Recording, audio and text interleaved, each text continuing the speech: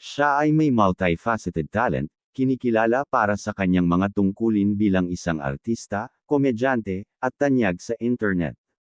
Ipinagmamalaki ni Ellen Merriam Go Adarna, o kilala bilang Ellen Adarna ang isang mayaman na background habang pinamamahalaan ng kanyang pamilya ang ilang mga negosyo sa real estate, kabilang ang chain ng mga motel ang Queensland. Ipinanganak siya at lumaki sa Cebu, nagmula siya sa isang mayamang pamilya na nagmamay-ari ng mga negosyong real estate at isang chain ng mga motel na may mga sanga sa Cebu, Davao, Cagayan de Oro, at Metro Manila. Siya ang nag-iisang anak na babae at ang oldest sa 5 magkakapatid. Nag-aral si Ellen sa St. Teresa's College Cebu, isang pribadong all-girls Catholic school, para sa kanyang elementarya at pangalawang edukasyon. Kinuha niya ang business administration sa parehong paaralan, ngunit bumagsak sa kanyang ikalawang taon. Para sa isang maikling panahon, nagtrabaho siya bilang isang secretary sa kumpanya ng kanyang ama bago gumawa ng desisyon na umalis sa Cebu para sa Maynila. Sinimula ni Ellen ang kanyang karera sa showbiz sa GMA7, at unang lumitaw sa gag show ng Kapuso Network noong 2010, at naging isa sa mga pangunahing batayan ng palabas hanggang 2013.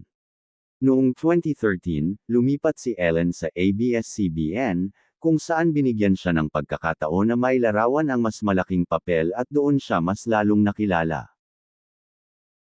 Ang kakayahan ng kanyang versatility and talent ni Ellen ay patuloy sa mga madla, sa gayon tinitiyak siya ng isang pangmatagalang epekto sa industriya.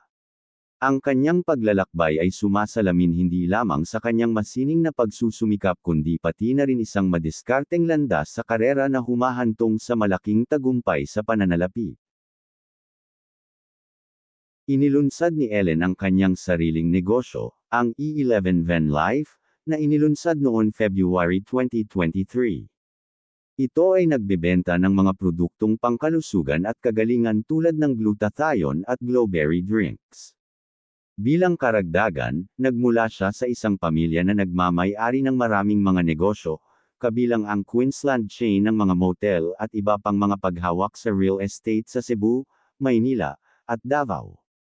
Ang Temple of Lea na madalas na nauugnay sa pamilya, ang Templo of Lea ay isang bantayog na itinayo ng kanyang lolo bilang paggalang sa kanyang yumaong asawa, at hindi ito isang personal na bagay na pagmamay-ari ni Ellen. Noong 2021, inilunsad nila ni Derek Ramsey ang kanilang negosyo ang Tube Ice Plant. Noong December 21, nag-post si Ellen sa Instagram upang mag-post ng mga snapshot ng pambungad na araw ng kanilang unang pakikipagsapalaran sa negosyo, ang planta ng yelo na tinawag na Mr. Freeze Tube Ice Plant sa Balagtas, Bulacan, na kasama nila ang pinakamatalik na kaibigan ni Derek na si Jerry Santos aka Mr. Freeze. Sa isang video sa TikTok na na-upload noong September 2023, ibinahagi ni Ellen ang kanyang pananaw sa kung bakit mas pinipili niyang panatilihing pribado ang kanyang setting at sitwasyon. Hindi daw siya yung tipo na gustong gumawa ng mga house tour, closet tours, at iba pa, gusto nito ang pribadong buhay or space.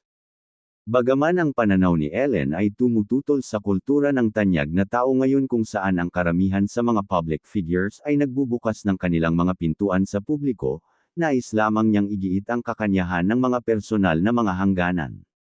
Bilang karagdagan, binigyang diin ni Ellen na ang pag-access sa kanyang tahanan ay isang pribilehiyo na dapat pagtrabahuhan, hindi malayang ibinigay.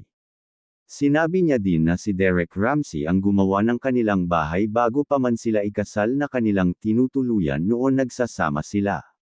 Kaya naman ang kasalukuyang tahanan ni Ellen Adarna ay hindi ibinahagi sa publiko, ngunit nakabukas siya tungkol sa mga nakaraang tirahan tulad ng isang maluwang na apartment sa Malate Manila Bay ng Rojas Boulevard, at ipinakita ang site ng isang hinaharap na bahay na itinatayo niya sa Cebu.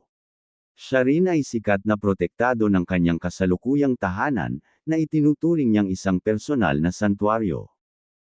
Marami din naman mga sasakyan ng actress. Pero noon September 2022, binigyan ito ni Derek Ramsey ng isang light blue Bentley Bentayga na dineliver mismo sa kanilang bahay sa Muntinlupa City. Ayon sa website na nakabase sa kotse na nakabase sa Estados Unidos na Edmunds, ang panimulang presyo ng isang Bentley Bentayga ay $193,400 o sa paligid ng 11 na milyong piso. Ang kahanga-hangang karera ni Ellen ay malaki ang naiambag sa kanyang tagumpay sa pananalapi. Ang kanyang net worth ay tinatayang $3 million o 174 million pesos. Ang kayamanan na ito ay nagmula sa kanyang iba't ibang mga tungkulin sa pag-arte, pag-endorso, at ang kanyang maimpluwensya bilang internet sensation. Ang net worth ni Ellen Adarna ay isang testamento sa kanyang matagumpay na karera sa industriya ng libangan ng Pilipino at mga pagsusumikap sa negosyo. Ang saktong net worth ni Ellen ay hindi isiniwalat sa publiko, ngunit ang mga interes sa negosyo ng kanyang pamilya sa mga hotel, condominiums, at motel ay nagmumungkahi ng isang makabuluhang kayamanan ng pamilya. Bilang isang dating artista, modelo, at tanyag na internet, ang kanyang personal na kita ay hindi nabanggit sa publiko. Ang iniulat na pamilya ng Adarna sa real estate at iba't ibang mga pakikipagsapalaran sa negosyo ay makabuluhang nakakaimpluwensya sa pangkalahatang halaga ng net worth. Gayunpaman, ang isang kakulangan ng transparency na nakapalibot sa mga pag-aari na ito ay nagpapahirap na masukat ang kanilang eksaktong kontribusyon. Ito ay kumakatawan sa isang malaking hindi alam sa pagtansya ng kabuoang kayamanan ng pamilya. Ang hinaharap na mga prospect sa pananalapi ni Ellen Adarna ay nananatiling matatag, na ibinigay sa kanya na itinatag sa industriya ng libangan at makabuluhang impluwensya sa social media. Ang hinaharap na negosyante na pakikipagsapalaran o estratehikong pamumuhunan ay maaaring humantong sa makabuluhang paglaki sa kanya at kayamanan ng kanyang pamilya. Noong 2016, nakalink siya sa anak ng dating Pangulo na si Baste Duterte matapos ang mga larawan at video ng mga ito na nakikipag-usap sa mga kaibigan at gumawa ng ingay sa social media. Ngunit kinumpirma lamang niya ang kanilang relasyon noong 2017, pagkatapos ng kanilang breakup. Noon September 2017, si John Lloyd nag-post ng isang kissing photo kasama si Ellen. Pagkatapos ay ginugol ng mag-couple ang isang bakasyon sa Europa, at gumawa ng ilang pamamasyal sa Morocco, France, at Switzerland. Nagpunta din sila sa Japan at nagpasya ang mag-couple na manirahan sa Cebu, hanggang sa nagkaroon sila ng anak na lalaki. Pero noon August 2019 ay naghiwalay na sila. Noon April 2020, nakumpirma ni Ellen sa isang podcast ang kanyang long-distance relationship sa isang Spanish guy, na kalaunan ay nakilala bilang Carlos Limas. Noon January 2021, nagsimula ang pagkakaibigan nila ni Derek Ramsey. Noon February 26, inamin na ng dalawa ang kanilang relasyon. Mas mababa sa isang taon mula nang nakumpirma nila ang kanilang relasyon, sina Ellen at Derek ay nagpakasal sa isang romantic outdoor wedding sa Bataan noon November 2021, at nagkaroon sila ng anak na babae. Ngayon ay malabo na ang kanilang pagsasama at maraming mga balitang naghiwalay na ang mga ito.